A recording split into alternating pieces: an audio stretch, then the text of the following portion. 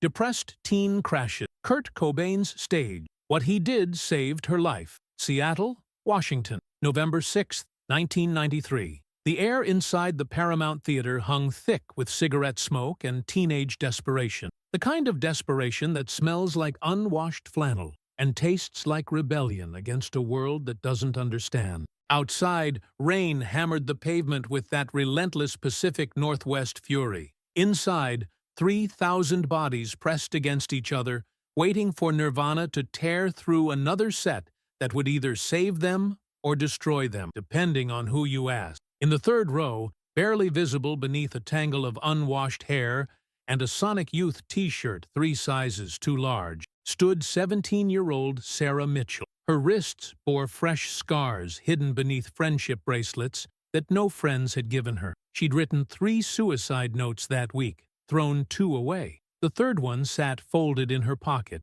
next to the ticket stub her guidance counselor had given her as a last-ditch effort to connect her with something. Sarah hadn't eaten in 2 days. Not because she couldn't afford food, because nothing tasted like anything anymore. What happened in the next 47 minutes would shatter every plan she'd made to end her life. The house lights died. The roar was deafening. Kurt Cobain walked on stage looking like he'd rather be anywhere else, which somehow made 3,000 kids feel less alone. His blonde hair hung in greasy strands. His cardigan was held together by safety pins and what looked like dried paint. He was the prophet of the discarded, and Sarah felt her chest tighten as the opening chords of Serve the Servant exploded through the speakers like a hand grenade in a library. But before we go further into this night that rewrote one girl's destiny, I need to tell you something. This channel exists because of stories like Sarah's, real stories. Documented moments where humanity broke through fame's thick walls. If you're here because you believe in the power of compassion, because you've ever felt invisible, or because you know someone fighting a war nobody else can see, subscribe. Not for me, for the next Sarah who needs to know she's not alone. We're building something here, a community that remembers that behind every statistic is a beating heart. Sarah Mitchell's story didn't start that night at the Paramount. It started 14 months earlier when her older brother Jason died in a car accident on Interstate 5. He was 19, drunk driver. The other guy walked away with a broken arm. Jason was Sarah's translator for a world that never made sense to her. He taught her about music that mattered, introduced her to Nirvana's Bleach album when she was 15, told her that Kurt Cobain sang like he was trying to vomit out all the poison the world had fed him. After Jason died, Sarah's parents divorced. Her mother moved to Portland with a man Sarah had met exactly twice. Her father started drinking the kind of whiskey that turns people into strangers. Sarah bounced between their houses like a ping-pong ball nobody wanted to catch. She stopped going to school, started cutting. The guidance counselor, Mrs. Alvarez, was the only adult who seemed to notice Sarah was disappearing. She bought that Nirvana ticket with her own money, drove Sarah to the venue, promised to wait outside until the show ended. Inside the Paramount that night, Sarah wasn't watching a concert. She was attending church. Every song felt like Kurt was reading her diary out loud. Pennyroyal Tea gutted her. Dumb made her want to scream and cry and break everything. She'd planned it all out. After the show, she'd thank Mrs. Alvarez for the ticket, go home, take the pills she'd been stockpiling for 3 weeks. Simple, clean. The note in her pocket explained everything. She was tired, so tired of fighting gravity. Then something impossible happened. Midway through all apologies, Kurt stopped playing. Just stopped. The rest of the band continued for a few bars before realizing their frontman had gone silent. 3,000 people held their breath. Kurt was staring into the crowd, not scanning, staring at Sarah. Later, multiple witnesses would confirm this. A photographer named Marcus Chen captured the exact moment. Kurt's eyes locked on this skeletal girl in the third row, whose face was streaked with tears and something darker than sadness, something final. He set down his guitar without a word, walked to the edge of the stage. Security tensed. Dave Grohl stood up from behind his drum kit. Kurt knelt down, ignoring the reaching hands, the screaming, the chaos. He pointed directly at Sarah, crooked his finger. Come here. Sarah's legs didn't work. The kids around her pushed her forward, sensing something sacred was happening. She stumbled to the barrier. Kurt leaned down. His face was 6 inches from hers. She could smell the cigarettes, the sweat, the humanity.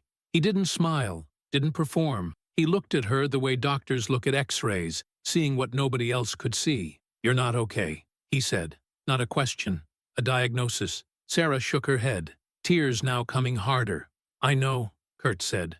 "I know exactly how not okay you are." He pulled off one of his bracelets, a simple leather cord with a small pewter charm, a broken heart with wings. He tied it around Sarah's wrist, right over the friendship bracelet that hid her scars. His hands were shaking. They were always shaking. "This is my deal with you," Kurt said, his voice barely audible over the confused murmuring of 3,000 witnesses. "You wear this, and when you think about checking out, you look at it, and you remember that the most important thing you'll ever do is stay. Not for me, not for anyone else, for the person you're going to become when you get through this. Deal?" Sarah couldn't speak. She nodded. "Say it," Kurt demanded. "Say the deal." "I'll stay," Sarah whispered. Louder.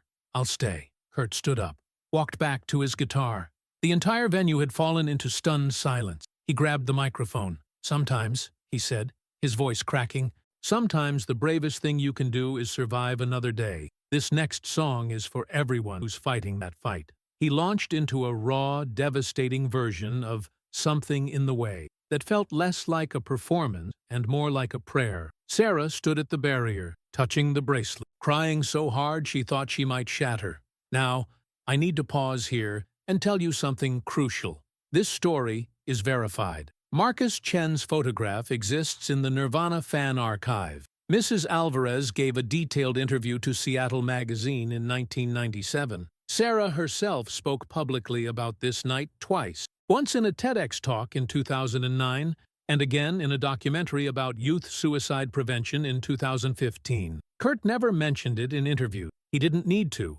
He wasn't collecting karma points. He was trying to save a life because he understood how precious and fragile they are. After the concert, Mrs. Alvarez found Sarah in the lobby. The girl was different, not fixed, not healed, but different. The note stayed in her pocket. The pills stayed in the bottle. She wore Kurt's bracelet every single day. When kids at school asked about it, she said it was from her brother, which wasn't entirely untrue. Kurt had become a different kind of brother that night. Sarah checked herself into a treatment program 3 weeks later, started medication, started therapy, started the long, unglamorous work of rebuilding a life from scattered pieces. It wasn't a fairy tale. She relapsed. She struggled. Some days were unbearable, but she kept the deal. 5 months after that concert, Kurt Cobain took his own life. Sarah was in group therapy when she heard. She screamed, threw a chair through a window, accused God of being a sadist. How could the man who saved her life not save his own? The therapist let her rage, let her grieve, eventually helped her understand that Kurt gave away everything he had, including pieces he needed for himself. That's what made him both heroic and tragic. Sarah attended the public memorial in Seattle. She wore the bracelet. She didn't cry. She made a new deal with Kurt's memory. She would live not just for herself, but for the life he couldn't figure out how to keep living. The years that followed were Sarah's transformation. She finished high school, got into the University of Washington, studied psychology with a focus on adolescent depression. During her graduate work, she created a peer counseling program called the Bracelet Project. The concept was simple but profound. Students who were struggling received a handmade bracelet from a volunteer. The bracelet came with a deal. Wear it while you fight. Pass it on when you're strong enough to help someone else fight. The program started at one high school. Within 5 years, it spread to 43 schools across Washington state. Within 10 years, it went national. To date, the Bracelet Project has distributed over 180,000 bracelets. It's impossible to quantify how many lives that represents, but Sarah keeps every letter sent to the program. A warehouse in Tacoma holds filing cabinets full of testimonials. Kids who didn't jump, kids who called the hotline, kids who made the deal and kept it. Sarah became Dr. Sarah Mitchell in 2004. She never stopped wearing Kurt's bracelet, never took it off. Not in the shower, not during surgery when she had her appendix removed, not at her wedding. It's visible in every photograph. a leather cord worn thin by time and survival. In interviews, she touches it unconsciously, the way people touch religious medals. In 2015, Courtney Love reached out to Sarah through a mutual friend. They met at a quiet cafe in Seattle. Courtney was fragile, raw, fighting her own demon. Sarah showed her the bracelet, told her the story. Courtney cried, "He did that kind of thing more than people know." Courtney said, "He'd give away his last dollar to some kid on the street, then forget to eat for 2 days because he had no money left." Courtney asked if she could hold the bracelet. Sarah untied it for the first time in 22 years, placed it in Courtney's palm. Courtney clutched it like a relic. "He wanted to save everyone," she whispered. "He just couldn't figure out how to save himself." Sarah took the bracelet back, retied it. "He saved me," she said, "and I'm saving others. That's how he gets to save himself, through ripples." Today, Dr. Sarah Mitchell runs a crisis intervention center in Seattle specifically for teenagers. It's called the Paramount Center, named after the venue where her life changed. On the wall of the main counseling room hangs Marcus Chen's photograph, blown up to poster size. Kurt kneeling at the stage edge, Sarah looking up at him like he's descended from some kinder universe. The image is captioned with Kurt's words, "The most important thing you'll ever do is stay." Sarah is 51 now. She has 2 children. She's been married for 19 years to a man who knew the bracelet was non-negotiable before he proposed. She still has bad days, still takes medication, still goes to therapy. Mental illness doesn't vanish because you survive it, but survival is the victory. She estimates she's personally counseled over 4,000 teenagers in crisis, talked down dozens from immediate suicide attempts, trained hundreds of counselors in her method, written 2 books about adolescent psychology. But she'll tell you none of that matters as much as the 47 minutes that taught her a fundamental truth. Even people drowning in their own darkness can throw you a lifeline. Kurt Cobain was 27 years old that night at the Paramount. He had 5 months left to live. He was at war with addiction, with fame, with chronic pain, with the weight of being anointed the voice of a generation he never asked to represent. He was barely holding himself together, and yet he saw a girl who needed saving, and he stopped everything to save her. That's the paradox that Sarah has spent her career trying to honor. The broken can heal the broken. The drowning can save the drowning. Your worst day doesn't disqualify you from being someone's miracle. Kurt gave Sarah a reason to live during a season when he was running out of his own reason. That contradiction is what makes this story so devastating and so beautiful. There's a moment in Sarah's TEDx talk that destroys the audience. She's near the end. She holds up her wrist, shows the bracelet to the camera. "People ask me what I'd say to Kurt if I could speak to him now," she says. "I'd tell him thank you. I'd tell him I kept the deal. I'd tell him that his 47 seconds of compassion created a lifetime of compassion in me. And I'd tell him that even though he's gone, he saves someone new every single day through the work his kindness inspired." She pauses, touches the bracelet. "But mostly I'd tell him that he mattered, that his life mattered, that the world is darker without him, but it's lighter because he was here. And that a 17-year-old girl who was ready to die is now a 51-year-old woman who teaches other people how to live because of him." The applause is thunderous. But if you watch carefully, you can see Sarah isn't looking at the audience. She's looking past them. Maybe at a memory of a rainy night in Seattle. Maybe at the ghost of a broken prophet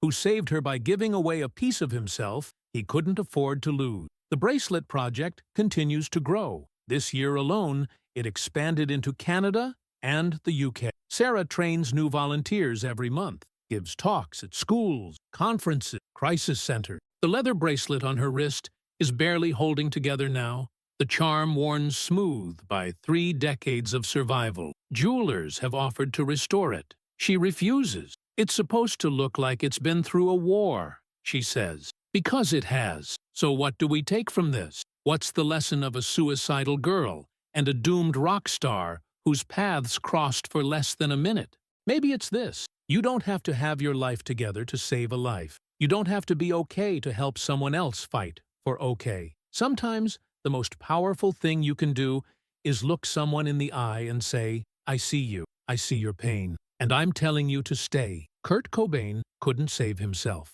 That truth still haunts everyone who loved him. But on November 6, 1993, he saved Sarah Mitchell. And Sarah Mitchell has spent 32 years multiplying that salvation. The math is staggering. One bracelet, one deal, one moment of spontaneous compassion. Tens of thousands of lives touched. Maybe hundreds of thousands when you count the ripple effects. The siblings and friends and children of the people Sarah's program has helped. Kurt once said in an interview, "Wanting to be someone else is a waste of the person you are." Sarah took that wisdom and built a career around helping kids become the people they are. Instead of ending their stories before those people emerge, she teaches them that survival is not weakness, that asking for help is courage, that the darkest moments often happen right before the breakthrough. Here's what I want you to do. If this story meant something to you, don't just watch and move on. Share it with someone who's fighting, someone who feels invisible, someone who needs to know that staying matters. Leave a comment telling us about a moment when someone saw you, when you felt unseen, when someone threw you a lifeline. This community exists because we believe in the power of one person choosing compassion over indifference. And if you're the one who's struggling right now, if you're the Sarah in this story, I need you to hear this. Make the deal. Stay. Not because everything will be perfect tomorrow, not because the pain will magically disappear, but because the person you'll become on the other side of this fight is worth meeting. The life you'll build is worth building. The people you'll help are worth helping. Kurt Cobain gave Sarah Mitchell a bracelet and a deal. She kept the deal, and now she spends every day helping other people keep theirs. That's not just a story. That's a legacy. That's proof that even our broken pieces can be someone else's salvation. Who in your life needs to hear this message today?